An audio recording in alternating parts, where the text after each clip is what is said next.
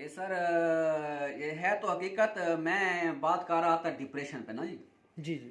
तो डिप्रेशन हर दूसरा मरीज पाकिस्तान में डिप्रेशन का है, और यूरोप में चूंकि वो तो दीन से दूर होते हैं तो उधर तकरीबन डिप्रेशन आम है। जी तो ये जो डिप्रेशन की मेन वजूहात है ना जी, ये सिर्फ बेवजह की सोच, टेंशन, खाम खा का हिर्स के मतलब मेरे पास ज़्यादा से ज़्यादा हो और हो। ठीक है ना। अल्लाह ताला कहता है कि जो दुनिया में मेरे थोड़े पे राजी है ना, मैं खुदा क़यामत के दिन उसकी थोड़ी नेकियों पे राजी होऊंगा। माशाल्लाह। और दूसरा दीन से दूरी है, नमाज नहीं है, हम में कुरान नहीं है। ठीक है ना जी। और सबसे बढ़कर मेहनत नहीं है। जी सर। आजकल लोगों ने जो है ना मेहनत छोड़ दी है। जी जी। खाम खा की सोचें, परेशानियां, फिक्रें, ये हमने जहन बनाया हुआ है।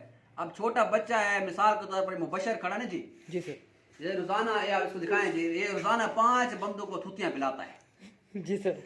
ठीक है ना जी। जी सर। तो अभी से इसको सोच है कि मेरे अब्बे की जमीन बिकेगी। जी सर। ये तो एक मुबशर कह रहा है, ऐसे कई ऐसे बंदे हैं। जी सर। तो 20 लाख आएगा और मैं कारोबार करूंगा। जी सर। क्या तुम जवान नहीं हो? तो यही मेन वजूहात हैं कि एक हिर्स, और दूसरा दीन से दूरी, नमाज नहीं है। डिप्रेशन की जो सबसे बेहतरीन इलाज है वो अल्लाह की नमाज है। जी सर। और कुरान की तिलावत है। मैं कहता हूँ डिप्रेशन 70 से 80% सिर्फ वुजू से जो है ना ख़त्म हो जाती है। माशाल्लाह। तो मेरा यही पैगाम है कि मतलब जितने भी नौजवान हैं, ये हिर्स और 2 नंबरियों को छोड़ें और सोच गौर फिक्र को छोड़ें। अल्लाह की रज़ा पे राजी रहें। जी सर। नमाज पढ़ें, कुरान पढ़ें, और जितना रिस्क थोड़ा है, ज़्यादा है, कमा रहे हैं, बस उस पर अल्लाह का शुक्र अदा करें। फिर देखेंगे अल्लाह ताला क्या बरकतें अदा करते हैं। और हलाल का हो। ये हिर्स क्या होता है सर? हिर्स यानी ये ज़्यादा से ज़्यादा हो। 1 लाख है तो भी 2 लाख हो जाए, 2 हो तो भी करोड़ हो जाए। तो लालच बढ़ता जा रहा है ना दिन ब दिन। तो खाम खा का ये हिर्स जो है ना हमारे अंदर है, मतलब पैदा हो रहा है। हम मुसलमान हैं, ठीक है। अल्लाह ताला के नबी की सीरत को देखें तो आप सल्लम मतलब फर्श पे सोते थे, कपड़ों को खुद पैबंद लगाते थे, अपने जोजा मोहतरमा के साथ खुद कामों में हाथ बटाते थे। सर ये आजकल जो कहते हैं कि ये रन मुरीदी है, नहीं जी, ये सब बकवास है, सब बकवास है जी। जो शख्स अपनी जोजा के साथ, अपनी बीवी के साथ काम में हाथ बटाता है तो अल्लाह ताला जो है ना उसके लिए बख्शिश का इनाम अता फरमाते हैं। और ये मैं खुद नहीं कह रहा, ये कुरान और हदीस से साबित है, और आप सल्लम की सीरत मुबारक से ये चीज़ साबित है। मैं आपको साबित, आप कहते हैं तो मैं आपको हवाला देकर अभी दिखा देता हूँ। मेरे पास किताबें पढ़ी हैं। तो बस मेरा यही मतलब है, पैगाम है कि आप साफ सुथरी ज़िंदगी गुजारें। धोखा, कूड़, बेईमानी, झूठ, हिर्स और इन चीज़ों को छोड़ें। बस अल्लाह की याद जितनी हो सके, बस सिर्फ 5 वक्त नमाज पढ़ें। ये नहीं है कि हमने जो है ना सारी रात जागना है।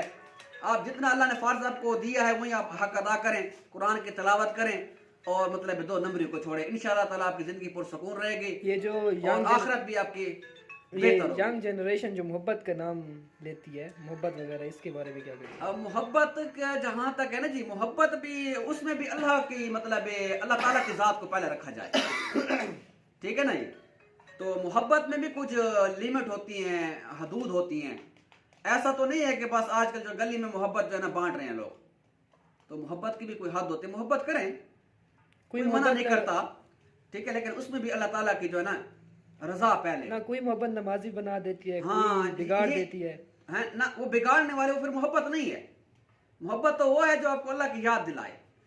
तो मोहब्बत ऐसी चीज़ है ना जी, ये अगर आप किसी से हुई है ना, तो अगर आप अल्लाह की तरफ रुजू करते हैं तो समझ लें कि इसमें अल्लाह की रजा है। बस उसकी रजा पर राजी रहें तो इसका भी आपको अजर मिलेगा। बाज़ ऐसी चीज़ें होती हैं जो अल्लाह ताला की तरफ से अता करता होती हैं, और अगर आपको ये इस किस्म का कोई मामला है तो इसमें कोई वो नहीं है। लेकिन ये है कि अल्लाह की ज़ात को आप पहले रखें, उसके रसूल की ज़ात को पहले करें, इस्लाम के मुनाफी ना जाएं। जिस तरह आजकल लोग खुलेआम किसिंग करते हैं, ये भी बकवास है। और आकर जो है ना सेल्फियाँ बनाते हैं और दे देते हैं मतलब फेसबुक पे, नेट पे, ये बकवास हैं।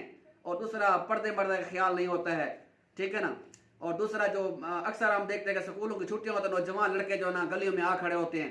तो ये मोहब्बत तो नहीं है, तो बेहयाई है। तो इसको मतलब है कुछ शऊर के अंदर अगर रखें, कुछ इसकी लिमिटेशन अगर आप जहन में रखें तो कोई मसला नहीं है।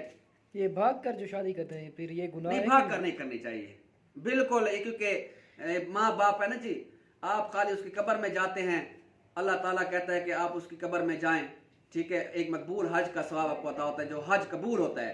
अब वो सारे ज़िंदगी जो वालिदैन आपके साथ करते हैं, वो इतने बड़े मौसम आते हैं, आप मतलब एक अपनी ख्वाहिश की खातिर, ठीक है, ख्वाहिश होती है उन वालिदैन को छोड़ दें, तो ये उनके साथ बहुत बड़ी ज़्यादती है और अल्लाह की नाराज़गी है। हाँ, वालिदैन को एतमाद में लें, तो अगर मतलब अल्लाह पाक का करम हुआ तो मसला हल हो जाएगा, अगर नहीं होता तो फिर अल्लाह की रज़ा पे राज़ी रहें और वालिदैन को कभी ज़िंदगी में ना छोड़ें। खुदकुशी पे क्या कहेंगे? ना खुदकुशी हराम है, ये तो मायूसी है ना। अल्लाह ताला कहता है मायूसी तो गुनाह है बहुत बड़ा। यंग जनरेशन बहुत करती है। नहीं, ये गुनाह है, कबीरा है, तो यही तो मायूसी है। अल्लाह की रजा तो नहीं है ना फिर। ये तो फिर वही जो आप कह रहे हैं ना, जो आजकल जो मोहब्बत है वो ऐसी तो नहीं है ना जी, इसमें अल्लाह की रजा तो फिर ना हुई। तो मैं आपको पहले बता चुका हूँ कि अल्लाह और उसके रसूल की रजा को आपने पहले रखा है, इस्लाम को अपने पहले रखना है, फिर उसके मुताबिक आपने चलना है। अल्लाह ताला ने आपको मतलब जायज़ तरीके बताए हैं, तो अगर आप उस पर चलते हैं तो कोई उज़र नहीं है, फिर अगर नहीं तो अल्लाह की रजा पर राज़ी रहे। वस्सलाम।